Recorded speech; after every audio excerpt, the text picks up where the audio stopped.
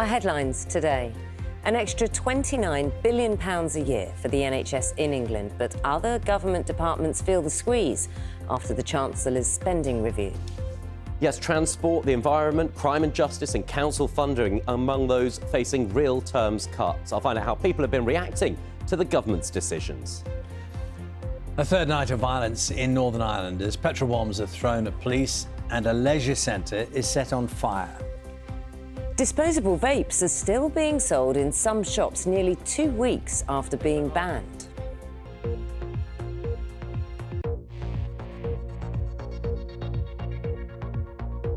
Poundland has been sold to an American investment group which has pledged up to £80 million to help turn the retailer around.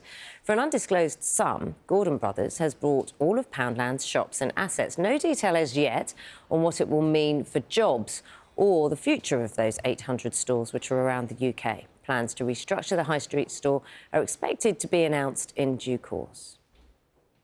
And we've had the latest figures on how the UK economy performed in April. Crucial figures, Ben, really. Crucial figures, and not ones, really, that inspire optimism. Let me explain what we have learned. Figures out in the last few minutes show the UK economy shrank by 0.3% in April compared with the month before. Now, when we talk about GDP, the size of the economy, it is a measure of all the economic activity in the UK. It's the total value of what we're making, doing, building, buying and selling.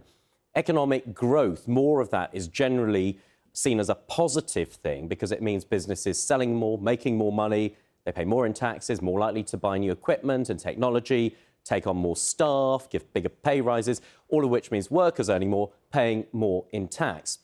That is why the Chancellor talked so much about economic growth in the spending review, because the government relies on a growing economy to help pay for the public services we all use. Take a look at the papers now, and there's reaction to the Chancellor's spending review dominating the front pages.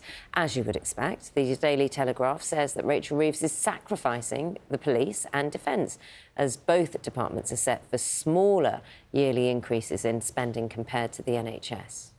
Let's have a look at The Guardian, describing the NHS and defence as the big winners. The paper also says Chancellor had already launched a charm offensive to Labour MPs concerned about the rise of Reform UK, telling them the review was not a return to austerity.